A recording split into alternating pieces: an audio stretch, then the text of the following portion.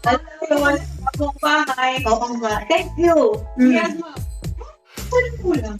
Paano ito na for sale itong property po dito sa Baguio po? Kasi nung nasa Las Piñas pa ako, talagang gusto ko dito mag-Baguio na. Kasi yung anak ko dito na. So he's 4 years already staying in Baguio. Kaya nagtingin ako sa mga online na properties. Tapos nakita ko may posting si Rods. Yes, ma'am. Oo, kaya hiningi ko muna ng pictures. Di ba? Humingi ako ng mga pictures sa'yo. Parang bago pa to ata nun kasi wala pang bare. Oo, bare. So, nagustuhan ko. Tapos, tinanong kita. Tapos, nung nakatingin ako ng dalawang property, nakita ko to sa posting ni Rods. Ayun, nag-set akong appointment. Tapos, sabi niya, at maganda yun, mami. Legit. Kasi may office sila. Ito kasi sa company, sa Bastana po, ma'am. Pag-turnover na lang ng bahay po.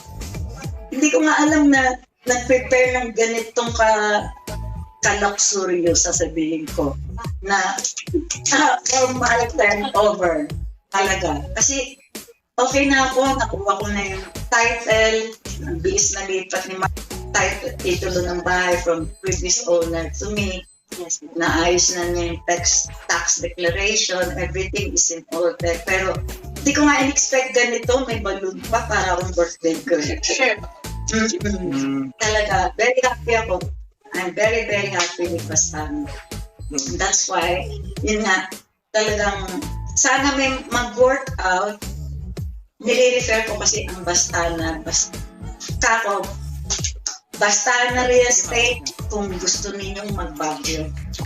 Yes, mo ng permanent lumipat dito, maghanap ng property. Kasi legit itong company ko, tutulungan kayo niya. That's it. Yes, ma'am. Thank you, ma'am. Thank you, ma'am. Thank you.